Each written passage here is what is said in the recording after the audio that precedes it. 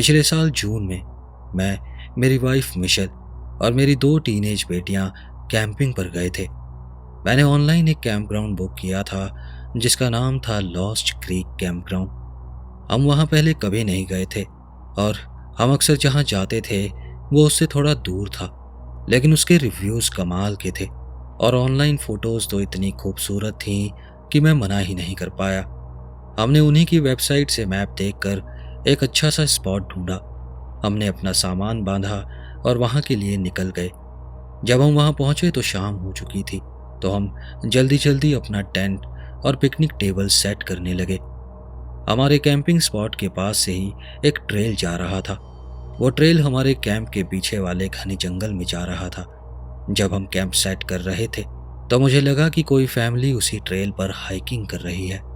वो लोग हंसते खेलते हुए जा रहे थे तो मैंने ज़्यादा ध्यान नहीं दिया, लेकिन फिर ऐसा लगा जैसे वो लोग रास्ता भटक गए हों और मदद के लिए पुकार रहे हों।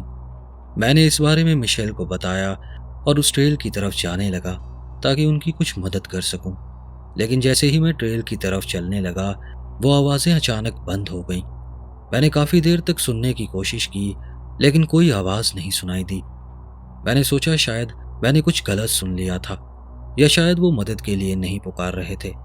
और फिर मैं मिशेल के साथ टेंट लगाने में मदद करने लग गया। पूरा दिन ड्राइव करने और कैंप सेटअप करने से मैं काफ़ी थक चुका था।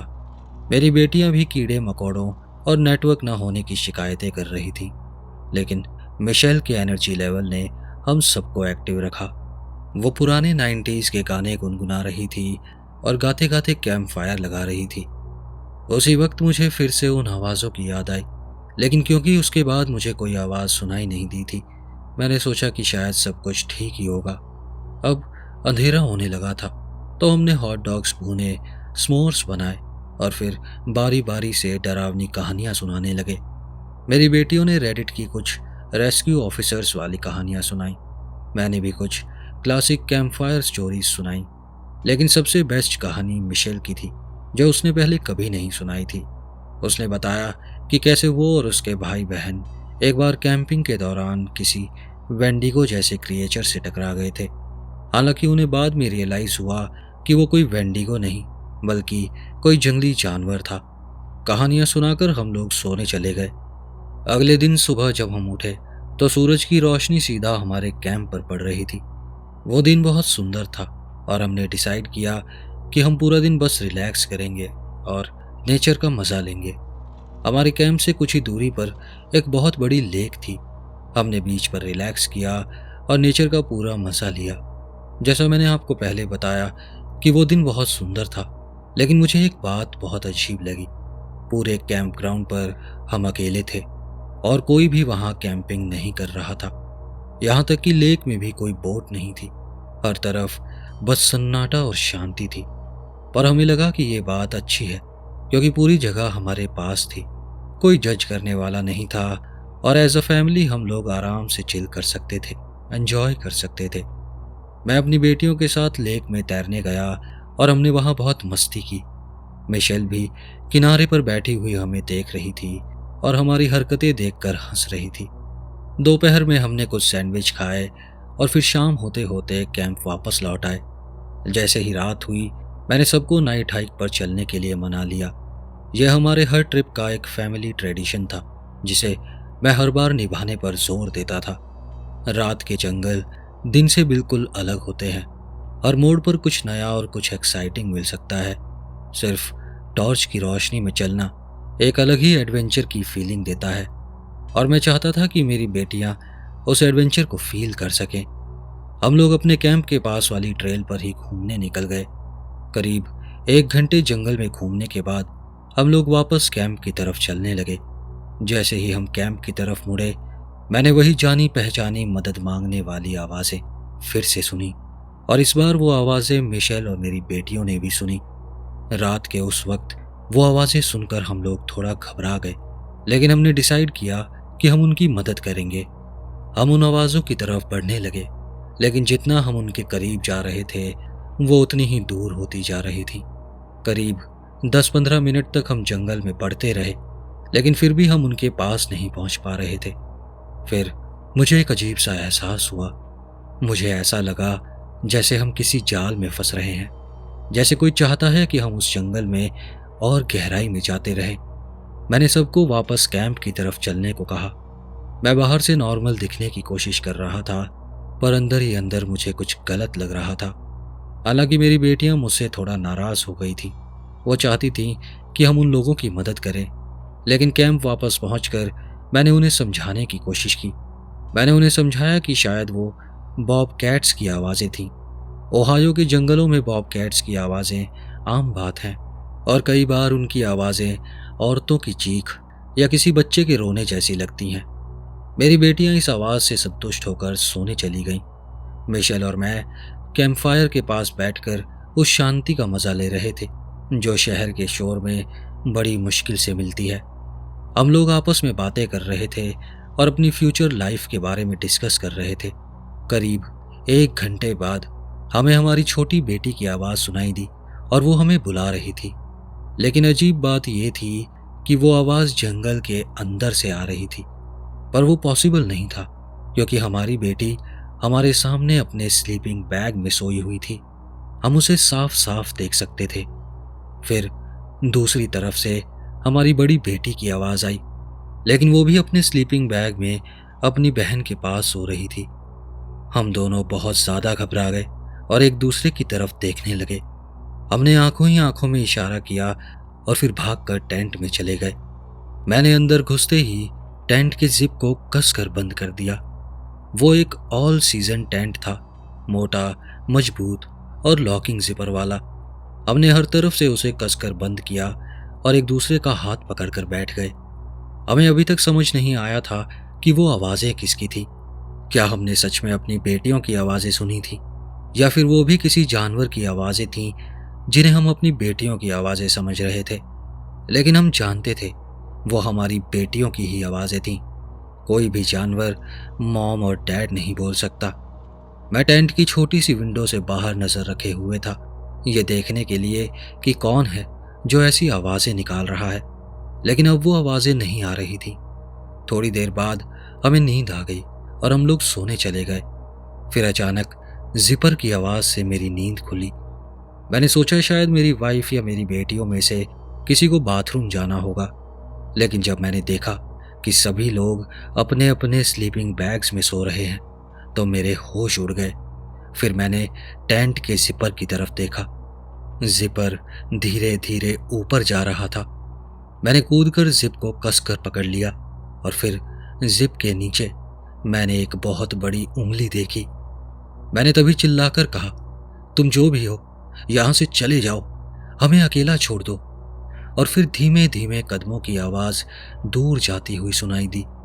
मैंने राहत की सांस ली और इससे पहले कि मैं कुछ समझ पाता, बाहर हर तरफ से अजीब सी हलचल शुरू हो गई और बहुत अजीब अजीब सी आवाजें आने लगी। मैं सबको जगाना चाहता था, लेकिन मुझे डर था कि अगर मिशेल और लड़कियां भी चीखने लगी तो हालात और बिगड़ जाएंगे। मैंने सबको सोता ही रहने दिया और शायद यही बेहतर था, या शायद ये मेरी बहुत बड़ी गलती हो सकती थी। फिर टेंट के बाहर से कुछ अजीब सी गंध आने लगी।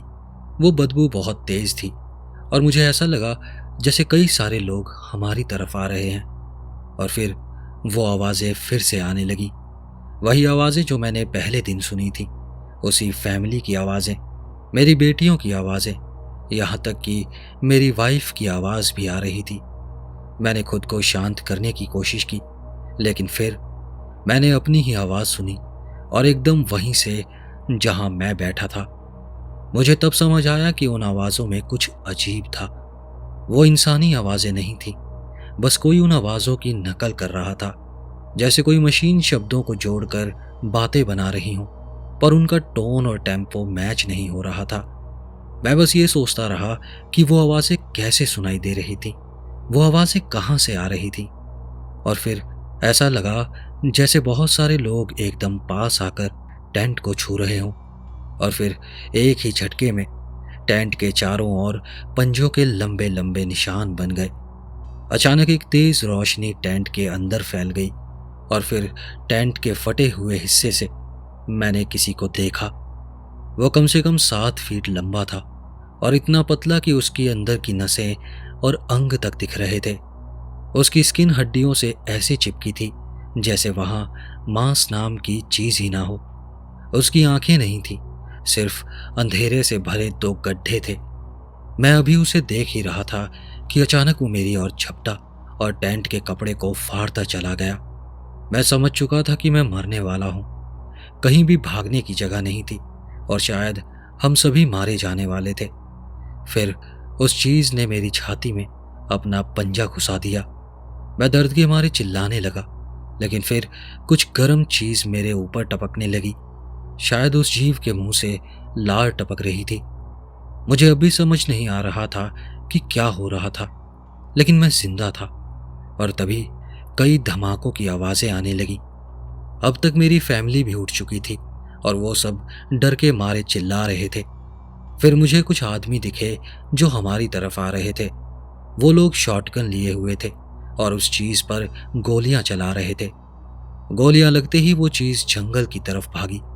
वो जो कोई भी था, इतना तेज भागा था कि आप सोच भी नहीं सकते। वो सभी लोग हमारे पास आए और हमें जल्दी से अपने ट्रक में बैठाकर पास के शहर में ले गए। मैंने उनसे बहुत सवाल पूछे, लेकिन उन्होंने तब तक कुछ नहीं कहा जब तक हम सुरक्षित जगह नहीं पहुंच गए। फिर उन्होंने बताया कि वो चीज एक फॉरेस्ट मिमिक थी। फॉरेस्ट मिमिक एक ऐसे जीव या प्राणी है जो जंगल में रहते हैं और आपकी या आपके जानने वालों की आवाजें निकाल सकते हैं। वो ऐसी आवाजें निकाल कर लोगों को जंगल के अंदर बुलाते हैं और फिर उन्हें अपना शिकार बना लेते हैं। उन्होंने बताया कि पिछले कुछ हफ्तों से वो ज्यादा एक्टिव हो गए थे और उनकी वजह से वहां कई लोग लापता हो चुके थे और सिर्फ इसीलिए कैंप ग्राउंड को बंद कर दिया गया था।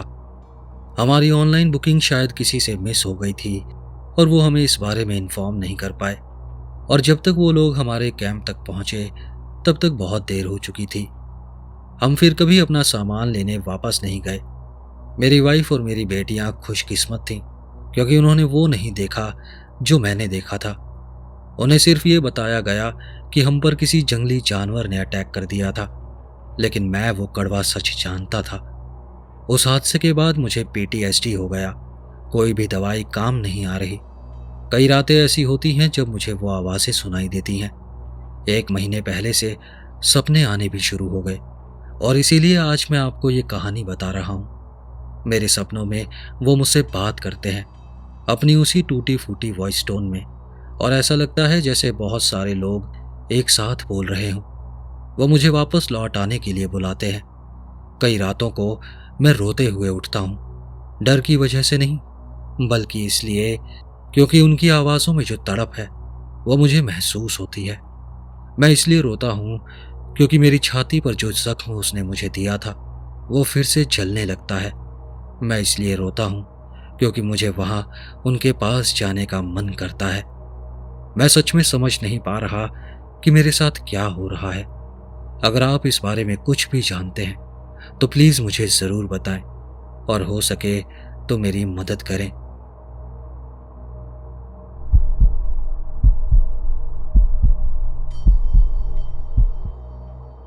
मेरे कुछ दोस्त और मैं एरिज़ोना में छुट्टियां मनाने जा रहे थे। हमारा प्लान मॉन्यूमेंट वैली जाने का था। हम लोग अपनी गाड़ी से निकले और हमारे साथ 2 डॉग्स भी थे। रास्ते में हम एक जगह पर रुके ताकि अपने डॉग्स को बाहर घुमा सकें और थोड़ा नेचर वॉक कर सकें। एरिज़ोना का वो इलाका एक रेगिस्तान की तरह था। हम मुश्किल से कुछ 100 गज ही रेगिस्तान के अंदर गए थे कि तभी हमने एक आदमी को देखा, एक नवाजो आदमी को, जो हमसे ऊपर एक छोटी सी पहाड़ी पर खड़ा था और नीचे की ओर हमें देख रहा था। वो पूरे काले कपड़ों में था और नवाजों की पारंपरिक पोशाक पहने हुए था। उसके चेहरे पर एक नाराजगी भरा एक्सप्रेशन था। ऐसा लग रहा था जैसे वो हमारे वहां होने से गुस्सा था। मैंने आवाज लगाकर उससे कहा, अरे भाई सॉरी, हमें नहीं पता था कि ये प्राइवेट प्रॉपर्टी है। लेकिन उसका कोई जवाब नहीं आया। वो बस अजीब सी खामोशी से हमें घूरता रहा। मैंने फिर कहा, देखो भाई, हम यहाँ से जा रहे हैं, हमें कोई पंगा नहीं करना है। लेकिन तभी उसने कुछ बड़बड़ाना शुरू कर दिया, जैसे कोई मंत्र या शाप दे रहा हो। उसकी बड़बड़ाहट बड़ी अजीब सी थी। सुनने में कुछ अजीब सी लग रही थी। हम धीरे धीरे पीछे हटे जब तक वो हमें दिखना और उसकी आवाज़ सुनाई देना बंद नहीं हो गया। हम अपनी कार में बैठे और वहां से निकल गए। मॉन्यूमेंट वैली जाने से पहले हमने एक रात कहीं रुकने का प्लान किया था। हमने एयरबीएनबी से एक पूरा घर बुक कर लिया था। हम लोग रात में वहां पहुंचे और वहां पहुंचकर हमने डिनर किया, म्यूजिक सुना और मैं तो लगभग उस अजीब से इंसान को भूल ही गया था। थोड़ी देर बाद मुझे घर के सामने वाले यार्ड में कुछ आवाज़ सुनाई दी। मैंने म्यूजिक धीमा किया और खिड़की से बाहर झांक कर देखा। घर की फ्रंट पोर्च लाइट की हल्की सी रोशनी में एक काला कुत्ता बैठा था। वो सीधा मेरी तरफ देख रहा था। उसकी पीली बुझी बुझी सी आंखें एक टक मुझे घूर रही थी। उसे देखकर मैं थोड़ा सा घबरा गया, लेकिन फिर मैंने सोचा कि एक कुत्ता ही तो है। मैंने अपने दोस्तों को आवाज़ लगाई और कहा, दोस्तों देखो, बाहर एक कुत्ता है। इसकी आंखें कितनी अजीब हैं, जल्दी आकर देखो। मेरा दोस्त टॉम उठकर आया और बोला, शायद कोई लोकल डॉग होगा, कुछ बचा कुचा खाना ढूंढ रहा होगा। हम लोग उसे देख ही रहे थे कि तभी वो कुत्ता उठा और धीरे धीरे घर की साइड की ओर चलने लगा और फिर वो अचानक दौड़ने लगा। मैं देखना चाहता था कि वो कहाँ जा रहा है। मैं जल्दी जल्दी दूसरे कमरों की खिड़कियों से उसे देखता रहा, पहले बेडरूम, फिर किचन, फिर बाथरूम, और जब वो सामने यार्ड में वापस आया तो मैंने फ्रंट विंडो से उसे देखा। आगे जो मैं आपको बताने जा रहा हूँ आप यकीन नहीं करेंगे। अब जो मैं देख रहा था वो कोई कुत्ता नहीं बल्कि एक आदमी था। वही आदमी जो हमने दिन में देखा था। उसने पूरे काले कपड़े पहने हुए थे। उसकी आंखें पोर्च लाइट की रोशनी में चमक रही थीं। खिड़कियां बंद थीं, लेकिन फिर भी उसकी वही बड़बड़ाहट, वही मंत्र मेरे कानों में गूंज रहा था। एकदम से मेरे सर में इतना तेज दर्द हुआ जैसे मेरा सर फटने वाला हो। मेरे कान बजने लगे और मुझे उल्टी जैसा महसूस होने लगा। अगली चीज जो मुझे याद है वो ये है कि मैं फर्श पर पड़ा हुआ था और सुबह हो चुकी थी। मैं उठा और मैंने देखा कि मेरे सारे दोस्त भी वैसे ही इधर उधर बेहोशी जैसी हालत में पड़े थे। पूरा घर बिखरा हुआ था। डाइनिंग टेबल उल्टी पड़ी थी और हमारा सारा सामान बिखरा पड़ा था। घर का फ्रंट डोर भी खुला हुआ था और फर्श पर काले पंजों के निशान थे। हमने होश संभाला, बचा कुचा सामान गाड़ी में भरा और वहां से भाग निकले। हम सभी बहुत ज्यादा डर गए थे, लेकिन शाम तक हम सब बीमार और हैंगओवर जैसा महसूस कर रहे थे। आपको बता दूं कि हमने कुछ भी पिया नहीं था। हमने कोई भी ड्रिंक नहीं ली थी। वैसे भी रिजर्वेशन एरिया में अल्कोहल खरीदना गैरकानूनी होता है। सबसे अजीब बात यह थी कि हमारे कपड़ों से एक सड़ी हुई, गले हुए मांस जैसी बदबू आ रही थी, जो लाख कोशिशों के बाद भी नहीं जा रही थी। कुछ ही दिनों में मेरी तबीयत काफ़ी खराब हो गई। मुझे हॉस्पिटल में एडमिट कराना पड़ा। डॉक्टर्स ने बताया कि मुझे एक्यूट अनीमिया हो गया है, लेकिन वो उसकी वजह नहीं समझ पाए। मुझे 4 यूनिट खून और 5 आयरन इन्फ्यूज़न देने पड़े ताकि मेरी हालत थोड़ी स्थिर हो सके। मुझे लगता है कि मुझे किसी नेटिव मेडिसिन मैन से मिलना चाहिए, लेकिन सच कहूँ तो मैं उस रिजर्वेशन एरिया में दोबारा जाने से बहुत डरता हूँ। मैं बस इतना ही कह सकता हूँ कि अगर आप नवाजो नेशन से गुजर रहे हैं, चाहे दिन में ही सही, सोच समझ कर चलें। कहाँ जा रहे हैं, किससे बात कर रहे हैं, इस चीज़ का ध्यान रखें। हम उनके इलाके में मेहमान हैं। मैं नेटिव लोगों को दोष नहीं देता कि वो हमसे खुश नहीं हैं, लेकिन वहाँ कुछ ऐसी ताकतें हैं जो हमारी समझ से बाहर हैं। बेहतर यही है कि हम अपनी सीमाएं समझें और मेन रास्तों तक ही सीमित रहें, क्योंकि अगर आप वहाँ किसी मुसीबत में पड़ते हैं तो यकीन मानिए उस मुसीबत से निकलना बहुत मुश्किल हो सकता है।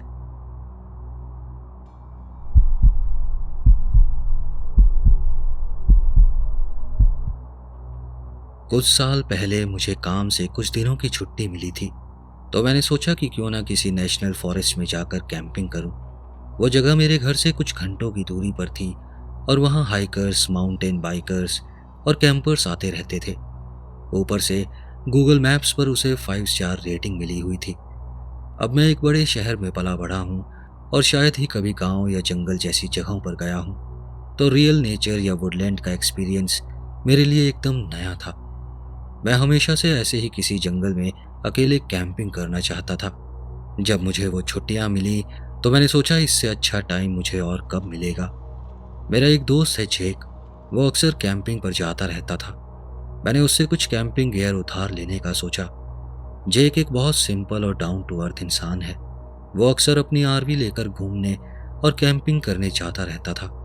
उसने पहले भी कई बार मुझे अपने दोस्तों के साथ कैंपिंग पर चलने को कहा था, लेकिन मैं हमेशा बिजी होता था और मना कर देता था। तो जब मैंने उससे कैंपिंग गियर मांगा, वो बहुत एक्साइटेड हो गया और उसने तुरंत हाँ बोल दिया। वो खुद किसी ट्रिप पर गया हुआ था, तो मुझे उसके अपार्टमेंट जाकर खुद ही सामान लाना पड़ा। मैंने अपनी कार में स्नैक्स, पानी और कुछ और ज़रूरी चीज़ें भर ली और अपनी कार लेकर निकल पड़ा। रास्ते में थोड़ा ट्रैफिक था, लेकिन कुछ घंटों बाद मैं वहां पहुंच गया और पार्किंग एरिया में अपनी कार खड़ी कर दी। पूरा इलाका बेहद खूबसूरत था और चारों तरफ ताजगी भरी खुशबू आ रही थी। सच कहूं तो शहर में वैसी फीलिंग कभी नहीं मिलती। मैंने अपनी कार से ज़रूरी सामान निकाला और एक छोटे से ट्रेल पर चलना शुरू कर दिया। वो जगह एक कैंपिंग जोन था, जहां कोई भी आकर अपना टेंट लगा सकता था। कुछ मिनट चलने के बाद मुझे एक समतल और खाली जगह दिखी, और वो जगह मेरी कार से ज़्यादा दूर भी नहीं थी। और मैं चाहता भी ऐसी ही जगह था, जो शोरगुल से थोड़ा दूर हो, लेकिन अगर कुछ इमरजेंसी हो तो मैं कार तक जल्दी भी पहुंच सकूं। मैंने अपना टेंट लगाया और पेड़ों के नीचे अंधेरे में आराम से लेट गया और फिर सोने की कोशिश करने लगा। लेकिन पता नहीं क्यों मुझे एक अजीब सा एहसास हो रहा था। मुझे बार बार ऐसा लग रहा था कि कोई मुझे देख रहा है, लेकिन मैंने उस फीलिंग को नॉर्मल माना। मैं थोड़ा नर्वस टाइप का हूँ, और वैसे भी ये मेरी पहली कैंपिंग ट्रिप थी। मैं जल्दी डरने वालों में से नहीं हूँ, लेकिन जितना मैं सोने की कोशिश कर रहा था, उतना ही मेरा शरीर किसी अलार्म की तरह एक्ट कर रहा था, जैसे कोई खतरा आसपास है और मुझे वहां से निकल जाना चाहिए। करीब 1 और घंटा बीत गया और मैं अभी भी अपने फ़ोन को ही चला रहा था। मुझे नींद ही नहीं आ रही थी। मैं इधर उधर करवटें बदलता रहा, लेकिन मेरी अंदर की बेचैनी खत्म ही नहीं हो रही थी। मैंने टेंट की चैन खोली और बाहर जाकर स्ट्रेच करने का सोचा। आसपास का जंगल पूरी तरह शांत था और मुझे कुछ भी अजीब नहीं लग रहा था। मुझे लगा कि शायद ये सब बस पहली बार जंगल में अकेले होने की वजह से है। शायद अपनी पहली कैंपिंग पर सभी ऐसा महसूस करते होंगे। मैंने कुछ ब्रीदिंग एक्सरसाइजेस भी की, लेकिन वो अजीब सी बेचैनी कम नहीं हुई। आखिरकार मैंने सोचा बस बहुत हुआ, अब शायद मुझे अपनी कार में ही जाकर सोना चाहिए। मैंने अपना ज़्यादातर सामान टेंट में ही छोड़ दिया और सिर्फ ज़रूरी चीज़ें अपने साथ लीं और ट्रेल पर कार की ओर चल पड़ा। मैं करीब 20 फीट चला ही था कि अचानक बाईं ओर करीब 50 फीट दूर से किसी टहनी के टूटने की तेज आवाज़ आई। इसका मतलब साफ था कि मैं वहां अकेला नहीं था। अब तक जो बेचैनी मुझे महसूस हो रही थी, वो एकदम सही साबित हुई। डर ने मेरे पूरे शरीर को जकड़ लिया। मेरी छाती में सांस अटक गई और मेरा दिल बहुत तेजी से धड़कने लगा।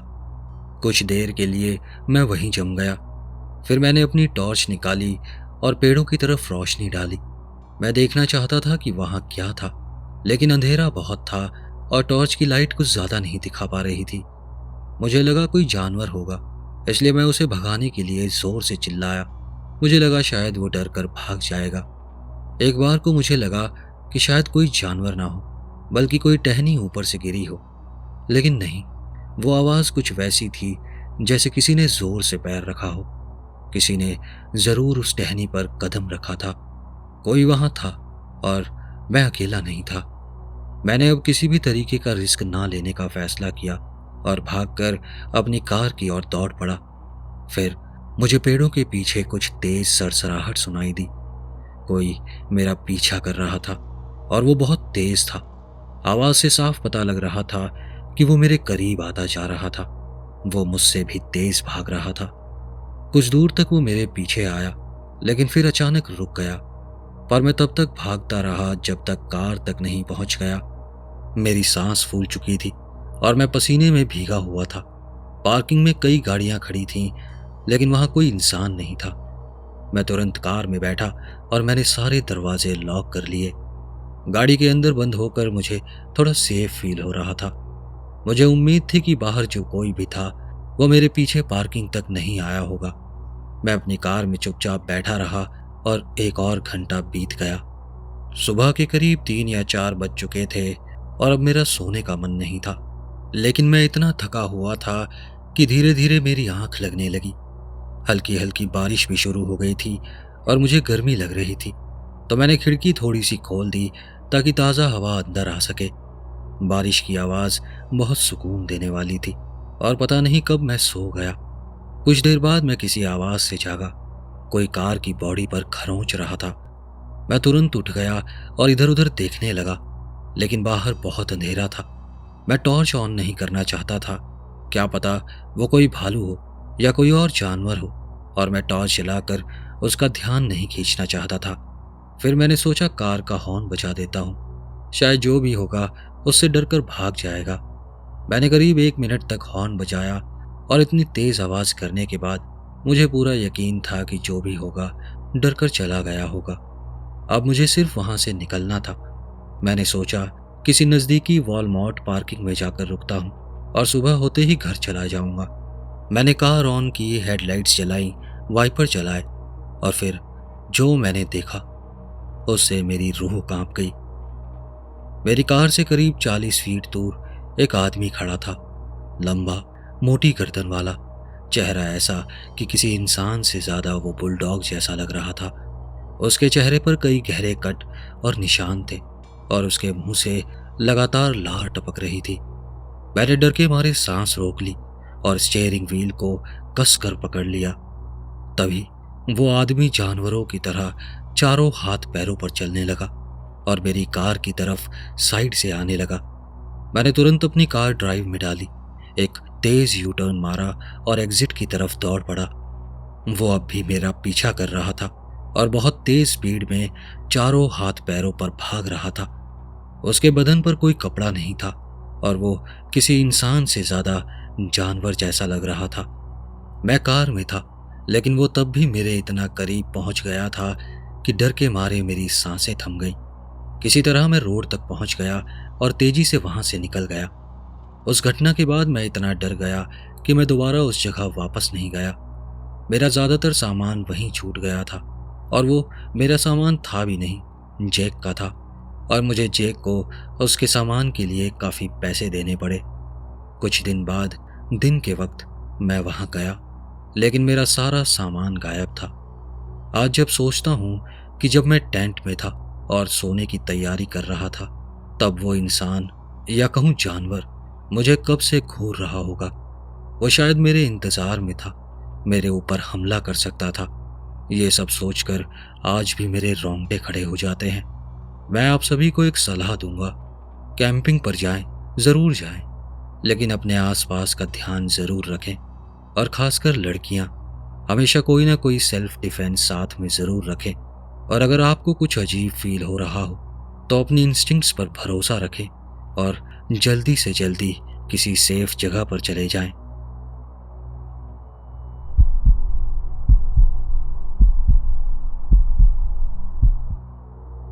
ये सब 1990 में हुआ था, उस कब्रिस्तान में जहां मेरे दादा दादी, परदादा परदादी और मेरी ग्रेट आंट और ग्रेट अंकल की कब्रें हैं। उस कब्रिस्तान का एक हिस्सा शोमेंस रेस्ट के नाम से जाना जाता है। वो जमीन शोमेंस लीग ऑफ अमेरिका ने खरीदी थी, जो एक तरह की यूनियन थी जो कार्निवल और सर्कस में काम करने वालों के लिए बनी थी। उस कब्रिस्तान की जगह को उन लोगों को दफनाने के लिए खरीदा गया था जिनके पास ना तो पैसे थे और ना ही कोई परिवार वाले जो उनके अंतिम संस्कार का खर्च उठा सके। इस कब्रिस्तान से जुड़ी आपको एक बात बताता हूँ। ये 1918 की बात है। उस समय अमेरिका पहले विश्व युद्ध में शामिल हो चुका था। उस वक्त बहुत सी ऐसी ट्रेनें चलती थीं जो सैनिकों को ट्रेनिंग कैंप से ईस्ट कोस्ट तक ले जाती थीं ताकि वहां से उन्हें फ्रांस भेजा जा सके। ऐसी ही एक ट्रेन को एक ऐसा आदमी चला रहा था जो कई दिनों से लगातार काम कर रहा था। वो काफी थका हुआ था और नींद की कमी की वजह से वो चलती ट्रेन में सो गया और यहीं उससे बहुत बड़ी गलती हो गई। हैमंड इंडियाना के पास हैगनबैक वॉलेस सर्कस की एक ट्रेन खड़ी थी। वो ट्रेन किसी मैकेनिकल प्रॉब्लम की वजह से रुकी हुई थी और तभी सैनिकों को ले जाने वाली वो ट्रेन, जिसका ड्राइवर थकान की वजह से सो गया था, वो ट्रेन उस सर्कस ट्रेन से टकरा गई। उस ट्रेन में सर्कस के कई कर्मचारी थे और कईयों के तो परिवार वाले भी साथ में थे। उस हादसे में कई लोगों की जानें चली गई थी और कई लोग उस भयानक टक्कर की वजह से फंसकर जिंदा जल गए थे। 1918 में ऐसी कोई तकनीक नहीं थी जिससे बॉडी आइडेंटिफिकेशन की जा सके। टक्कर इतनी भयानक थी कि कई लोगों की तो पहचान भी नहीं हो पाई और ऐसी बॉडीज को शोमेंस रेस्ट कब्रिस्तान में दफनाया गया। उस कब्रिस्तान में आज 100 से भी ज्यादा कब्रें हैं और बहुत सी कब्रों पर सिर्फ नाम की जगह नंबर लिखे हैं, जैसे unknown male number 33, unknown female number 4 और हर कब्र पर बस एक ही तारीख लिखी है, 22 जून 1918। मैंने उस जगह के बारे में पहली बार तब सुना जब 1984 में मेरी दादी का निधन हुआ। हमारी दादी को भी उसी कब्रिस्तान में ले जाया गया। मुझे अच्छे से याद है, उस वक्त मैं एक बच्चा था और उन कब्रों पर लिखे नंबरों ने मुझे अंदर तक हिला कर रख दिया था। उस कब्रिस्तान की एक और अजीब बात है, उसके चारों कोनों पर हाथियों की मूर्तियां बनी हुई हैं। सालों बीत गए लेकिन उस कब्रिस्तान को लेकर मेरी जिज्ञासा बढ़ती गई। मैंने उस जगह के बारे में काफी रिसर्च किया। आपको बता दूं, उस वक्त इंटरनेट नहीं था, इसलिए उसके बारे में रिसर्च करना थोड़ा मुश्किल था। लेकिन अगर आज आप Hagenbeck Wallace circus train accident search करेंगे तो आपको सारी डिटेल्स मिल जाएंगी। अपनी रिसर्च के दौरान मुझे ये पता चला कि वहां हाथियों की मूर्तियां क्यों लगी हैं। कहा जाता है कि उस ट्रेन एक्सीडेंट में सर्कस के कुछ हाथी भी मर गए थे और उन्हें भी उसी कब्रिस्तान या उसके आसपास दफनाया गया था। यह भी कहा जाता है कि उस कब्रिस्तान में सर्कस के उन हाथियों की आत्माएं आज भी भटकती हैं। मेरे एक स्कूल फ्रेंड ने भी मुझे बताया था कि एक बार उसने उस कब्रिस्तान में हाथियों की आवाजें सुनी थी और जब उसने चारों तरफ देखा वहां कोई हाथी नहीं था। हम सभी दोस्त अक्सर उस कब्रिस्तान की बातें किया करते थे और एक रात हम सब ने वहां जाने का प्लान किया। उस वक्त हम सभी टीनेजर्स थे और हम कितना बड़ा रिस्क ले रहे थे हमें अंदाजा भी नहीं था। उस वक्त रात को ट्रैफिक बहुत कम था, हमें वहां पहुंचने में कोई खास दिक्कत नहीं हुई और करीब 35 मिनट में हम वहां पहुंच गए। हम वहां करीब आधा घंटा रहे लेकिन सभी लोग बहुत बेचैनी महसूस कर रहे थे। ऐसा लग रहा था जैसे हमें वहां होना ही नहीं चाहिए था। मुझे भी बार बार लग रहा था कि हम लोग कुछ ज्यादा शोर मचा रहे हैं और ऐसी जगह पर ऐसी हरकतें करना मुझे कुछ सही नहीं लग रहा था। और फिर हमारे साथ एक बहुत अजीब चीज हुई। हमें कुछ जानवरों की आवाजें सुनाई देने लगी। उन आवाजों को सुनकर मेरे 3 दोस्त तो उसी वक्त वहां से भाग गए। उनमें से एक तो भागते भागते सीधा एक पेड़ से टकरा गया। लेकिन कमाल की बात यह थी, उन्हें उस समय ये बात याद ही नहीं आई कि वहां से कुछ दूरी पर एक चिड़ियाघर है। अब ऐसे में जानवरों की आवाजें आना कोई अनोखी बात नहीं थी। और फिर हम बाहर खुले में थे तो रात के वक्त चिड़ियाघर से जानवरों की आवाजें बहुत आराम से वहां सुनाई दे सकती थी। हालांकि मैं कंफर्म नहीं कह रहा कि वो आवाजें चिड़ियाघर से ही आ रही थीं, लेकिन इस बात की पॉसिबिलिटी बहुत ज्यादा थी। मेरा जो दोस्त पेड़ से टकराया था, मैंने उसे जाकर देखा, कहीं उसको कोई चोट तो नहीं लग गई, लेकिन वो ठीक था। फिर मैंने सबको एक सुझाव दिया कि हमें शायद यहाँ की आत्माओं से माफी मांग लेनी चाहिए, क्योंकि हमने वहां बहुत ज्यादा हुड़दंग मचाया था और सबने वैसा ही किया। लेकिन अब वो अजीब सा एहसास मुझे और ज्यादा महसूस हो रहा था। सच में मुझे ऐसा लग रहा था जैसे वहां कोई है जो नहीं चाहता कि हम वहां और देर रुकें। ऐसा लग रहा था जैसे हमें वहां आना ही नहीं चाहिए था। मैंने अपने दोस्तों को समझाया कि अब हमें यहाँ से चलना चाहिए और सभी लोग मान भी गए। जैसे ही हम लोग वापस जाने के लिए मुड़े, हमने कुछ देखा। कब्रिस्तान की बाउंड्री के पास एक हाथी की मूर्ति के पास एक स्ट्रीट लाइट थी। उस मूर्ति के पास छोटी छोटी झाड़ियां थीं जिन पर स्ट्रीट लाइट की रोशनी पड़ रही थी। उन झाड़ियों के पास एक लड़का खड़ा था। उसकी उम्र करीब 10-11 साल रही होगी। उसके कपड़े भी काफी पुराने स्टाइल के थे, जैसे 1910 के दशक में पहने जाते थे। निकरबॉकर स्टाइल की पैंट, ऊंची जुराबें, सस्पेंडर्स और सर पर एक ग्रे रंग की टोपी। उसने अपना बायां हाथ हाथी की मूर्ति पर रखा हुआ था और उसके चेहरे का बायां हिस्सा और वो हाथ बुरी तरह से जले हुए थे, लेकिन वो हमें देखकर हल्का हल्का मुस्कुरा रहा था। फिर उसने अपना दायां हाथ उठाया और हमारी तरफ हाथ हिलाने लगा। वो सब देखकर हम सभी बहुत ज्यादा डर गए। हमें समझ नहीं आ रहा था कि वो बच्चा इतना जला होने के बावजूद कैसे मुस्कुरा रहा था। तभी हमने एक सायरन की आवाज सुनी। एक फायर ट्रक कब्रिस्तान के सामने वाली रोड से गुजरा और उसके पीछे पीछे एक एम्बुलेंस भी निकली। वो लड़का उन गाड़ियों को देखकर बहुत खुश हुआ और उछल उछल कर ताली बजाने लगा और फिर एकदम से हवा में गायब हो गया। वो हमें करीब 10 सेकंड्स के लिए दिखा होगा और वो बच्चा डरावना नहीं था, बल्कि बहुत प्यारा था। लेकिन वो नज़ारा देखकर हम सभी काफी डर गए थे। हम लोग जल्दी से वहां से भागे और अपने अपने घर पहुंचे। पूरी रात मैं बिस्तर पर पड़े पड़े उस बच्चे के बारे में सोचता रहा। उसी वीकेंड मैं अपने दादा दादी की कब्र पर फूल चढ़ाने गया। लौटते समय मैं उन कब्रों के पास रुका जो ट्रेन एक्सीडेंट के विक्टिम्स की थी। वहीं मैंने एक बच्चे की भी कब्र देखी जिस पर लिखा था अननोन चाइल्ड, और मुझे फिर एकदम से ऐसा लगा जैसे शायद ये उसी बच्चे की कब्र है जो मैंने उस रात देखा था। मैं नहीं बता सकता कि मुझे उस वक्त क्या लगा, लेकिन मैं वहां से भागा और पास की दुकान से जाकर हॉट व्हील्स का एक फायर ट्रक खरीदा।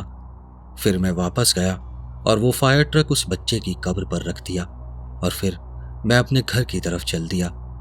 मैं जानता हूं कि आप लोग यकीन नहीं करेंगे, लेकिन मैं कसम खाकर कहता हूं, जब मैंने पीछे मुड़कर देखा तो वो फायर ट्रक वहां से गायब था। वहां आसपास कोई नहीं था और न ही हवा इतनी तेज चल रही थी कि उसे उड़ा कर ले जाए। उस दिन के बाद से जब भी मैं उस कब्रिस्तान में गया, मुझे एक अलग सा एहसास हुआ। ऐसा लगा जैसे मेरे वहां आने से कोई बहुत खुश है, कोई चाहता है कि मैं वहां बार बार आऊं। अब तक मैं 2 बार और उस लड़के को देख चुका हूं। एक बार अकेले, जब वो हाथी की मूर्ति के पास फायर ट्रक को जमीन पर चला रहा था, और एक बार एक औरत के साथ। वो औरत भी बुरी तरह से जली हुई थी और उस बच्चे ने उस औरत का हाथ पकड़ा हुआ था। मुझे लगता है शायद वो उसकी माँ थी। पिछले सालों में मैं कई बार वहां गया हूं और हर बार वही एहसास होता है, जैसे कोई मुझे अब अपना मानता है, जैसे कोई मेरी रिस्पेक्ट करता है। मैं कभी किसी और को वहां अपने साथ लेकर नहीं गया और मैंने कभी किसी को उन एहसासों या उसको देखने की डिटेल्स नहीं बताई। मेरी आप सबसे एक रिक्वेस्ट है, अगर आप कभी वहां जाएं तो उनकी शांति का सम्मान करें, और अगर आपको कोई अकेला बच्चा दिखे जिसके पास एक छोटा फायर ट्रक हो, तो बस उसे हाथ हिलाकर इशारा कर देना और उसे ये महसूस होने देना कि कोई है जो उसे याद करता है।